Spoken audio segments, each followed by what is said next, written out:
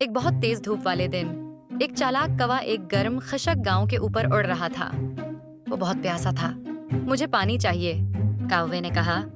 آخر کوے نے دیکھا کہ ایک گھڑا درخت کے نیچے پڑا ہے۔ کوا نیچے آیا، لیکن جب اس نے اندر جھانکا تو اسے نیچے تھوڑا سا پانی نظر آیا۔ کوے نے اپنی چونچ کو گھڑے میں ڈبونے کی کوشش کی، لیکن وہ بہت تنگ اور گہری تھی۔ وہ پانی تک نہیں پہنچ سکا۔ ارے نہیں، میں کیا کروں؟ کوے نے سوچا۔ پھر اس نے قریب ہی چھوٹے کنکروں کو دیکھا۔ اس کے ہوشیار ذہن میں ایک خیال آیا۔ کوے نے اپنی چونچ میں ایک کنکر اٹھایا اور گھڑے میں گرا دیا۔ پانی تھوڑا سا بڑھ گیا۔ کوا مسکرایا اور کہا، یہ کام ہو سکتا ہے۔ ایک ایک کر کے کوے نے گھڑے میں کنکریاں گرائیں۔